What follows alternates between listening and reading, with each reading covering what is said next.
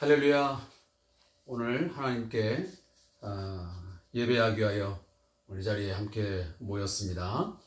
2020년 10월 26일 월요일 주삼교재 251페이지를 함께 참고하시면서 하나님께 예배하도록 하겠습니다.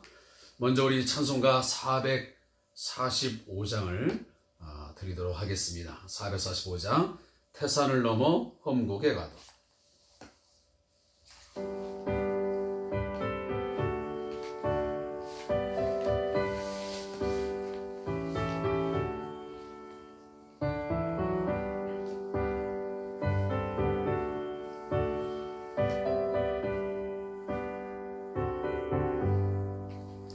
태산을 넘어 험곡에 가도 이 가운데로 걸어가며 주께서 항상 지키시기로 약속한 말씀 변치 않네. 하늘의 영광 하늘의 영광 나의 맘속에 차고도 넘쳐 할렐루야를 힘차게 불러 영원히 주를 찬양하리. 캄캄한 밤에 다닐지라도 주께서 나의 길 되시고 나에게 밝은 빛이 되시니 길 잃어버릴 염려 없네. 하늘의 영광 하늘의 영광 나의 맘속에 차고도 넘쳐 할렐루야를 힘차게 불러 영원히 주를 찬양하리.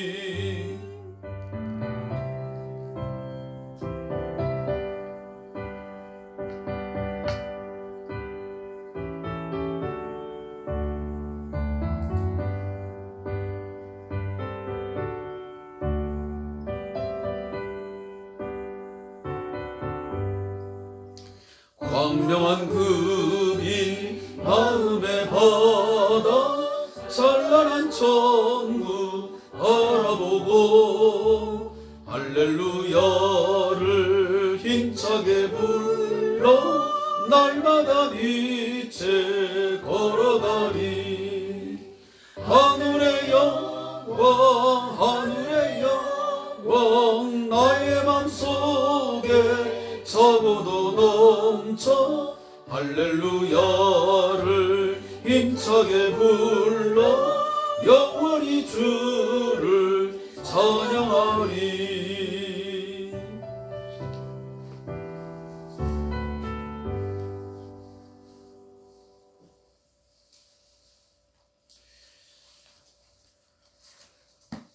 오늘 2020년 10월 26일 오늘 함께 묵상할 말씀은 레위기 17장. 주일 것을 주보에는 실었지만 우리가 이 동영상을 통해서 나누지 못해서 함께 읽으면서 오늘 좀 지나가도록 하겠습니다. 레위기 17장 10절부터 18장 5절까지의 말씀을 우리 함께 읽겠습니다. 레위기 17장 10절부터 18장 5절까지입니다.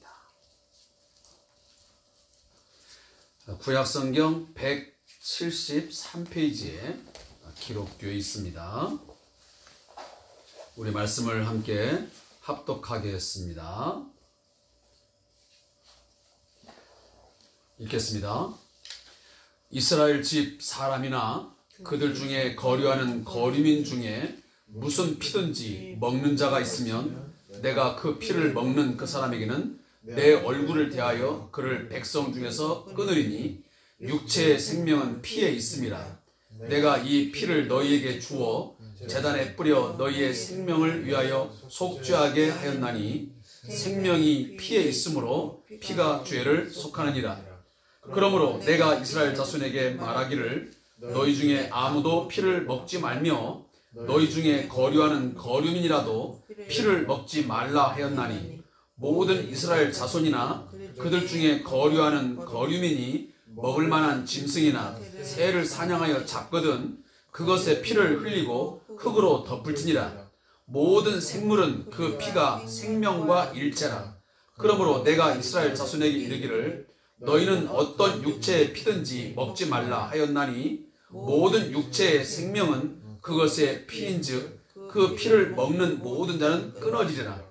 또 스스로 죽은 것이나 들 짐승에게 찢겨 죽은 것을 먹은 모든 자는 본토인이거나 거류민이거나 그의 옷을 빨고 물로 몸을 씻을 것이며 저녁까지 부정하고 그 후에는 정하려니와 그가 빨지 아니하거나 그의 몸을 물로 씻지 아니하면 그가 죄를 담당하리라. 18장 1절부터 5절 말씀입니다. 여호와께서 모세에게 말씀하여 이르시되 너는 이스라엘 자손에게 말하여 이르라. 나는 여호와 너희의 하나님이니라. 너희는 너희가 거주하던 애굽 땅의 풍속을 따르지 말며 내가 너희를 인도할 가나안 땅의 풍속과 규례도 행하지 말고 너희는 내 법도를 따르며 내 규례를 지켜 그대로 행하라. 나는 너희의 하나님 여호와이니라. 너희는 내 규례와 법도를 지키라.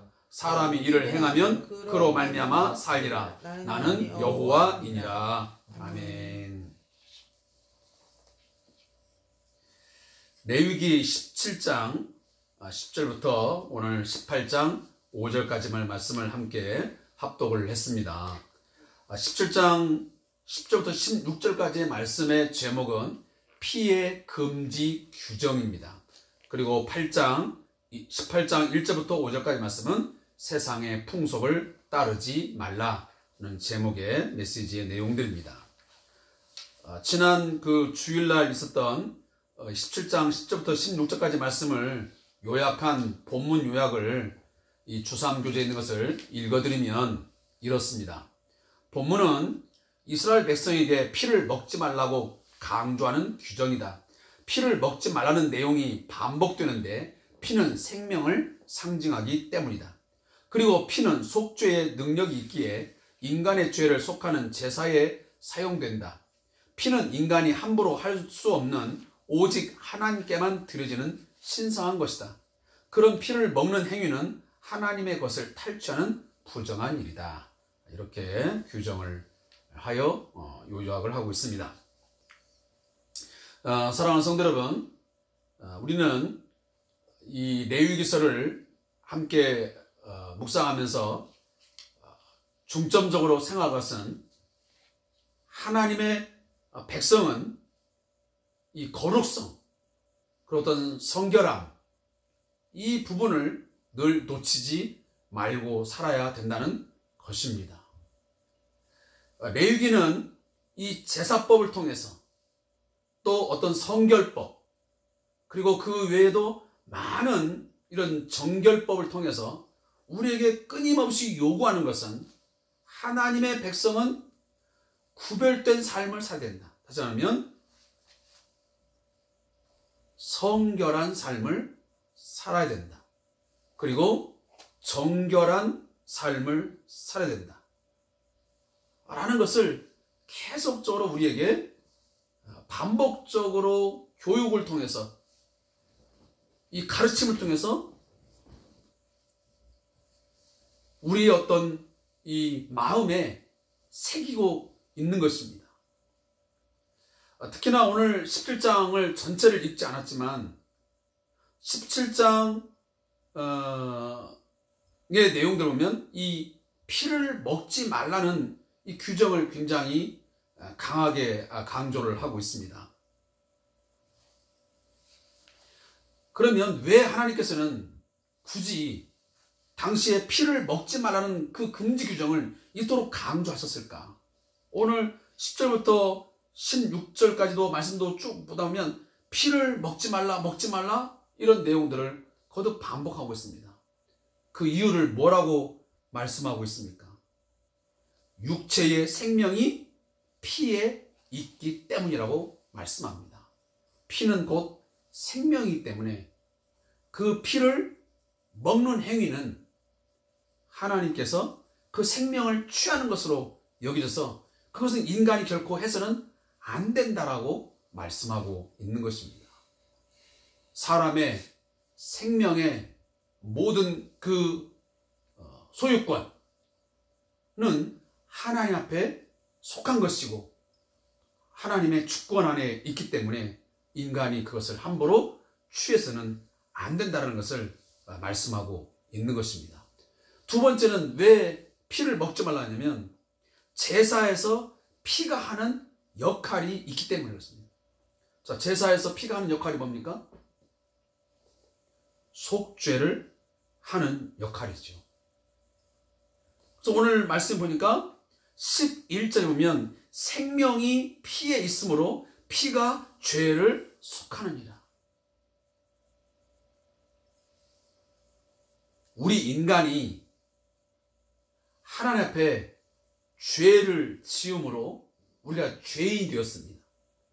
그러면 이 죄인된 내가 다시 살 수 있는 그 길은 뭐냐면 이 죄를 씻어야 되는데 그 죄로 말미암아 인간이 죄인이 됐잖아요.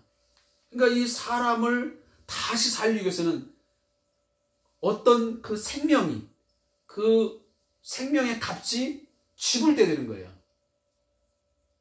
근데 그 값이 뭐냐면 바로 이 피에 있는 거예요. 피. 그건 하나님이 정하신 거예요. 피 자체가 마술적인 효력을 갖는 것은 아니에요. 단순히 우리가 피를 뿌렸기 때문에 짐승의 피를 뿌렸기 때문에 그 피가 어떤 마력이 있어가지고 우리의 죄를 용서하는 게 아니에요. 그건 하나님이 그 죄를 속하기 위한, 속죄하기 위한 하나의 수단으로 정했기 때문에 그것이 가능한 거죠.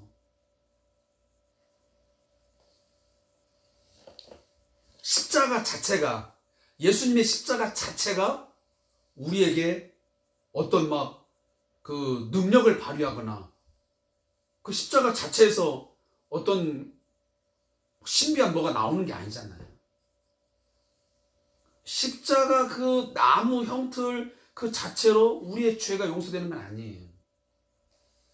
그것을 예수님이 그 십자가의 죽으심으로 말미암아 그 십자가를 통하여 우리의 죄를 속하기 위한 수단으로 사용했기 때문에 그 십자가가 의미가 있는 것이지 그 자체로 무슨 신비한 죄를 속하는 능력이 나타나는 건 아니잖아요. 똑같은 거예요. 짐승의 피가 우리의 죄를 무조건 속하는 건 아니에요. 하나님의 방법에 의해서 그 피를 뿌리고 발랐을 때에 속죄가 이루어지는 거죠. 그리고 그 피를 통한 속죄는 하나님이 우리의 죄를 용서하기 위한 하나의 수단으로 정했기 때문에 가능한 것이죠. 자, 이런저런 이유로 하나님은 우리 인간에게 피를 먹지 말라고, 그걸 함부로 대하지 말라고 그토록 우리에게 말씀하고 있는 거예요. 자, 이 내용을 저자의 묵상을 보면서 제가 잠깐 이야기를 좀 나누겠습니다. 인류를 구원한 피는 짐승의 피가 아닌 예수 그리스도의 피다. 구약에서 짐승의 피는 일시적인 속죄 효과가 있지만 영원한 속죄 제물이 될 수 없다. 십자가에서 흘리신 주님의 피는 동물의 피나 인간의 피와는 근본적으로 다른 영원한 속죄의 피다. 피 흘림이 없으면 사함이 없다라고 히브리서 9장 22절 말씀하고 있다. 예수의 피는 생명의 피다. 그가 죽으심으로 모든 사람을 살릴 수 있었다. 오늘날 우리도 그리스도의 피를 믿지 않으면 구원에 이를 수 없다. 이런 피의 의미를 생각하면 피를 함부로 먹거나 사용하면 안 된다. 오늘날에도 자신의 건강을 위해서 생피를 먹고 마시는 사람들이 있다.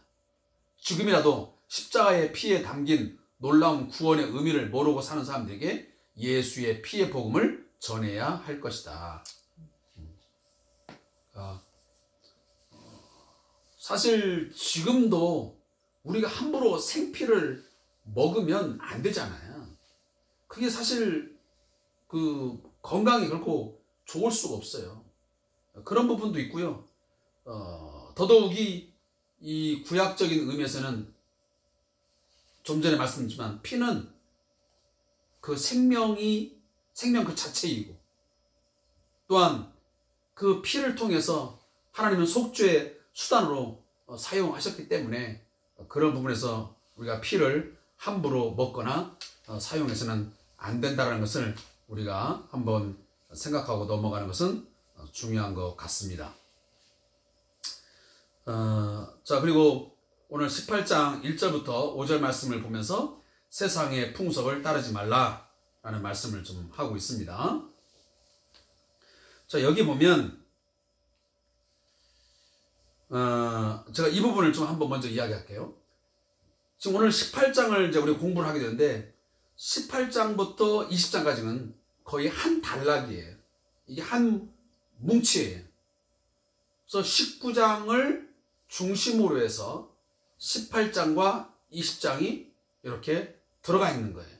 이게 수미 쌍관법이라 그래가지고 머리수, 미, 꼬리미자에서 머리와 꼬리를 이렇게 합쳐서 그 가운데의 의미를 함께 싸고 있는 그런 문학적인 구조를 갖고 있는 거예요. 그래서 오늘 18장에 보면, 자, 여기 2절 말씀 보면 너는 이스라엘 자손에게 말하 이르라 나는 너 여호와 너희의 하나님이라.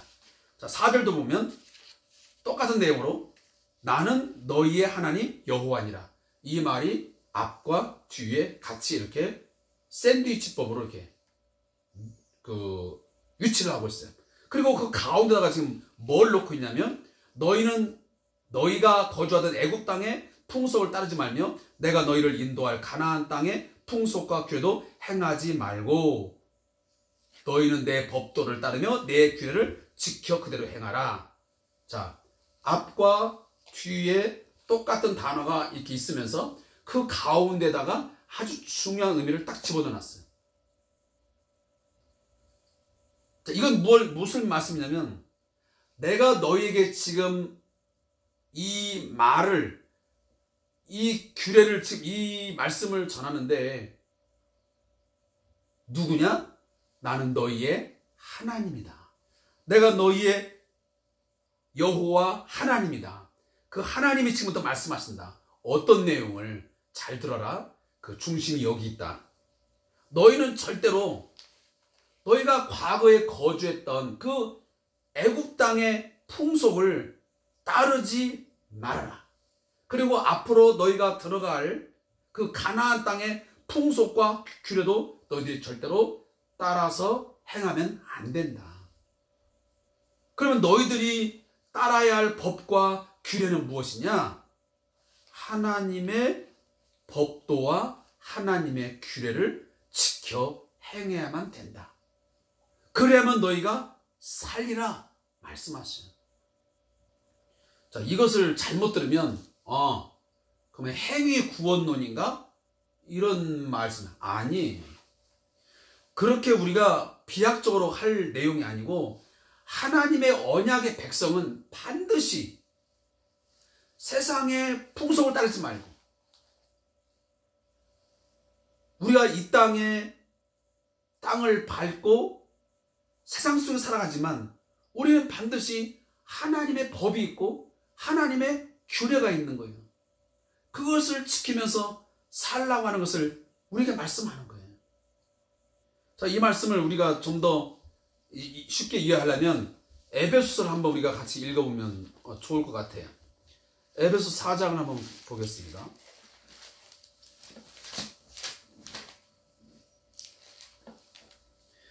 에베소 4장 22절부터 24절 말씀을 함께 읽겠습니다. 신약성경 314페이지 에베소 4장 22절에서 24절. 시작. 너희는 유혹의 욕심을 따라 썩어져가는 구습을 따르는 옛사람을 벗어버리고 오직 너희의 심령이 새롭게 되어 하나님을 따라 의와 진리의 거룩함으로 지으심을 받은 새 사람을 입으라. 아멘. 자, 여기 보면 옛 사람이 있고 새 사람이 대조되고 있습니다.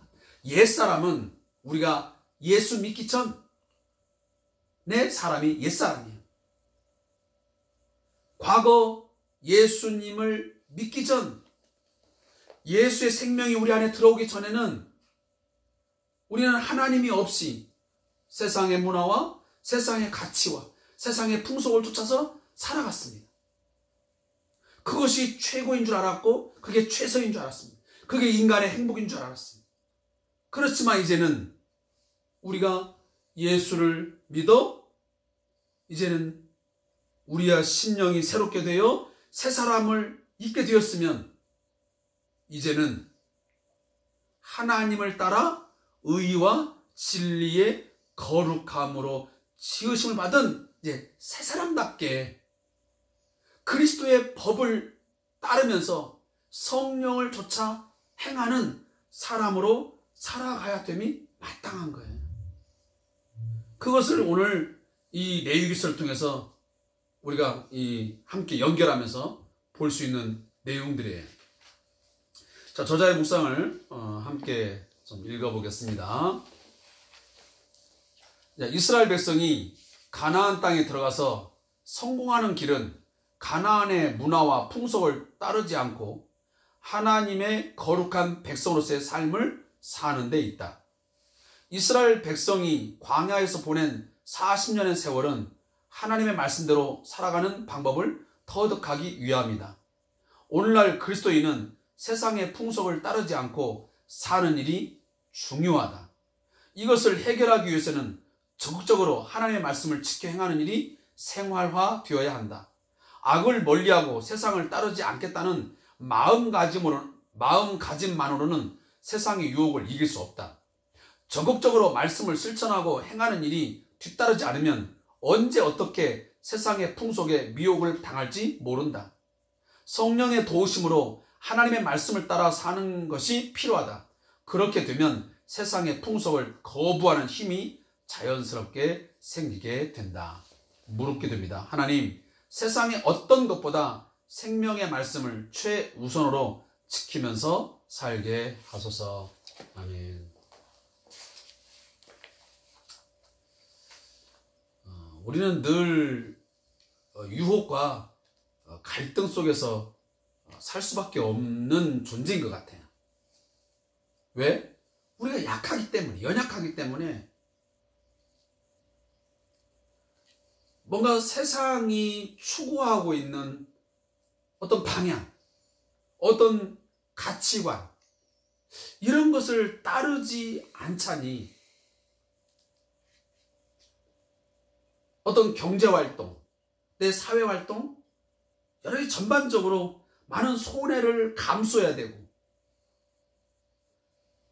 때로는 인간적인 관계를 맺으면서도 그런 불편한 것들을 우리가 감수하기 때문에 그런 것 때문에 우리가 주저하고 많은 부분에서 그냥 세상적인 그 가치관, 어떤 문화를 그냥 쫓아가는 그런 것들이 상당히 많이 있다라고 생각이 되어져요. 그래서 저희가 늘 이렇게 주삼규제를 통하여 큐티를 나누고 있지만 정말 적극적으로 말씀을 묵상하고 뭔가 실천하려고 하는 어떤 강한 어떤 갈망함, 이걸 갖는과 동시에 이것을 지켜 행할 수 있는 그런 담대한 믿음을 성령을 통하여 내가 매 순간 받지 아니하면 우린 넘어질 수밖에 없어요. 유혹에 쉽게 그냥 넘어가서 순응할 수밖에 없는 것이 우리들이에요. 그건 누구나 다 마찬가지인 것 같아요. 어느 성도라도, 그리고 그분이 목회자이든 아니면 교회 중직자이든 상관없이요, 그 누구라도 이 악의 유혹, 세상의 유혹 앞에 강력한 어떤 인간의 어떤 결단만 가지고 설 수 있는 자는 아무도 없어요. 아무도 없어요. 그래서 오늘 이 레위기서를 우리가 함께 공부하고 있지만, 그래, 맞아. 이 말씀을 주신 분은 여호와 너희의 하나님이니라. 여호와 너희의 하나님이니라. 이 말씀 왜 반복하겠어? 이 말씀을 주신 이가 누구인지를 정확히 알아야만 이것들을 지켜 행할 수 있는 이유가 생기는 것이고 정당성이 생기는 거예요. 저 자신도 마찬가지거든요. 아무리 세상에 여러 가지 많은 그런 혼란하고 미혹하는 것들이 많이 있지만 그 속에서도 그래, 맞아. 내가 읽었던 말씀, 내가 묵상했던 말씀, 내가 그 전한 말씀이 인간 누가 적어서 준 말씀이 아니고 이것은 창조주 하나님, 나를 죄에서 구속하여 새로운 피조물로 만들어주신, 나를 거룩한 백성으로 삼아주신 그 하나님의 말씀이다. 내 삶과 죽음, 내 생사화복을 주장하시는 그 하나님이 주신 말씀이다라는 것을 내가 정확히 인식해야만 이 말씀을 지켜 행할 수 있는 힘이 생기는 것이고 이유와 근거가 정확해지는 것이죠. 그래서 오늘 18장 2절과 4절에서 앞부분과 뒷부분에 이 말씀을 주신 이는 여호와 너희의 하나님이니라. 그러면서 그 중간에 딱 말씀하는 것이 너희는 애굽 땅에서 배웠던 그런 가치관, 생활의 어떤 풍습, 옛 습관 절대로 따서는 안 된다. 또 앞으로 들어갈 가나안 땅에 가면 7 족속이 만들어 놓은 그런 여러 가지 이방 신들, 그 이방 신들을 섬기면서 만들어 놓았던 풍습들, 그 법들이 있을 텐데 그걸 따르면 안 돼. 그걸 따르면 너희들은 죽는 길이야. 너희가 사는 길은, 너희가 정말 하나님이 주시는 그 풍성한 삶을 살 수 있는 유일한 길은 너희들은 어떠한 경우에서도 하나님의 법도와 규례를 따르면서 살아야 돼. 그러면 너희는 살게 될 거야. 말씀하신 거죠. 오늘 이 큐티를 함께 나누고 있는 저뿐만 아니고 우리 모두가 그런 어떤 마음을 좀 이 시간 강하게 가졌으면 좋겠어요. 이 생명의 말씀이, 오늘 이 성경 66권의 이 말씀들이 이 세상을 창조하시고 그리고 내 삶의 주관자가 되시고 그 모든 상황들을 합력하여 선을 이루게 하시는 그 하나님의 말씀이다. 그리고 나를 위하여 십자가에 죽으시고 부활하신 그 예수 그리스도, 그 왕이신 그 주님께서 내게 주신 말씀이다 라고 하는 것을 확고하게 가지시고 그 어떤 경우에도 세상이 이것이 바로 성공의 길이야, 이게 출세의 길이야, 이게 돈 많이 버는 길이야 라고 아무리 말해도 하나님이 정하신 그 길을 온전히 잘 따를 수만 있다면 우리는 분명 세상이 주지 못하는 더 풍성하고 더 행복한 그런 풍요로운 삶을 하나님께서 허락해 주실 거라고 믿습니다. 이 믿음 가지고 오늘 함께 살아가는 저와 여러분이 되시기를 소원합니다. 기도하겠습니다.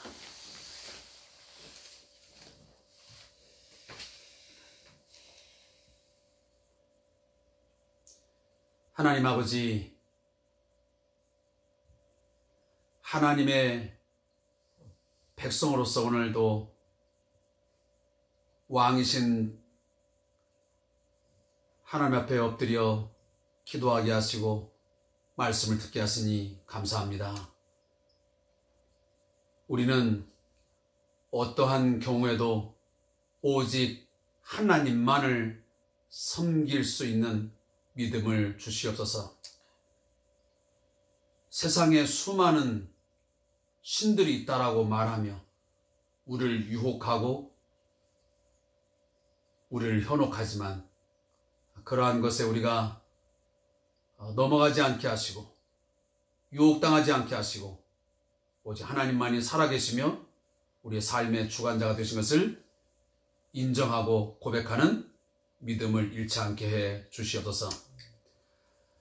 또한 저희들 하나님의 방법대로만 살아갈 수 있게 해 주시옵소서.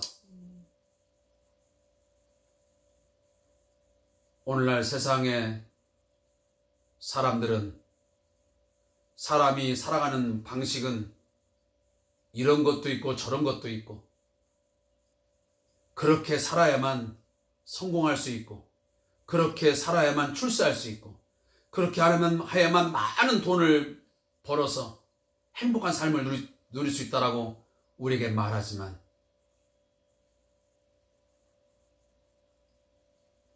그러나 우리는 하나님의 말씀이 아니면 아니라고 거부할 수 있는 믿음을 주시옵소서. 우리에게 주신 이 성경 66권 이 말씀만이 우리의 믿음과 삶의 유일한 법칙인 것을 확실하게 우리가 믿고